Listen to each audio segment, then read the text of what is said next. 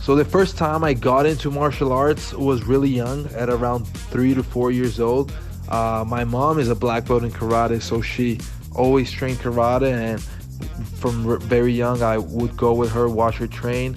Not long after that, I started getting the gi and training myself, and I trained about until I was 10 to 11 years old.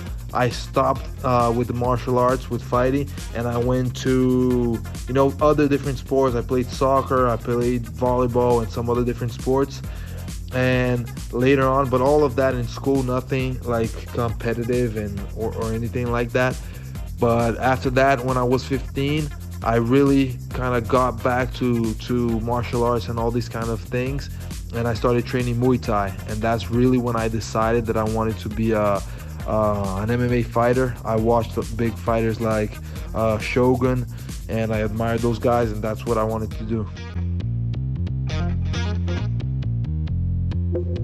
Yeah, I've definitely studied a lot of Wonder Boy style, watched a lot of tape on him, and mainly, I'm not gonna change my whole game up for a specific fighter. I think that we gotta believe in our style and what we do.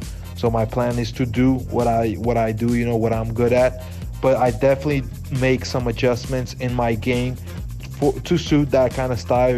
He's a guy that moves a lot. I think that's the biggest thing he has going for him. And I think I gotta cut those corners, make him move a little bit less and put on the pressure. That's something I like doing. I like putting on the pressure on my opponents. So that's what I'll keep on doing every single fight. And I don't see a specific weakness. I think Wonder Boy is a really complete guy. Maybe on the ground, if you get him down, it could be a weakness. That's not something many people have explored, but it's really hard to get him there. He's got really good defensive wrestling.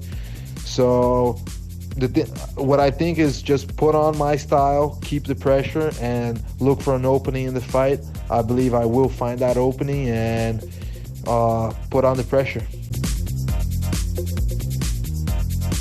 So, pre-fight routine, I believe it starts in the morning, the day of the fight. Usually I get a good workout in the morning just to wake up the body from all the weight cut that I had, the previous days. So I'm fed, I'm healthy after weigh-ins. So Saturday morning, wake up, get a good workout around 40 minutes to an hour. And after that, just rest up for the fight, feed well. I usually have maybe 2 to 3 meals before the fight, depending how long it's gonna take, and get a good warm-up. I'm a guy, I need to get a good warm-up. I like to warm up at least 40 minutes. I feel like that gets my body going.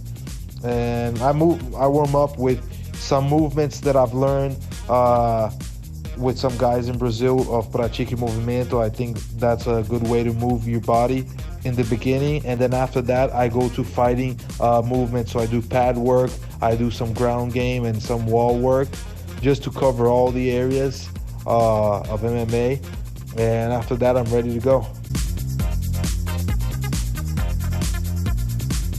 At this moment I feel ready to face anybody in the division, but if I had to say one name, I would say the champion. I think Kamaru is a champ for a reason. So he's well-rounded, tough on the ground, on the wrestling, a strong guy, has a lot of endurance. So I think he would be the toughest challenge for sure. BMF title, I think, it's a tough fight. I think both guys are great fighters. Nate and Masvidal, they're guys that are really tough.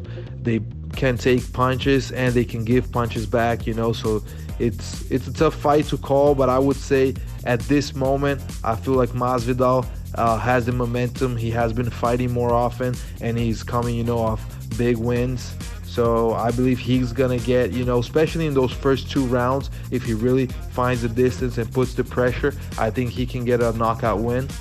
And Diaz is always a dangerous guy. So the more the fight goes to the later rounds, I think the more Nate Diaz is gonna grow. So if that happens, he might have a shot at getting that win. But I believe Masvidal is the favorite.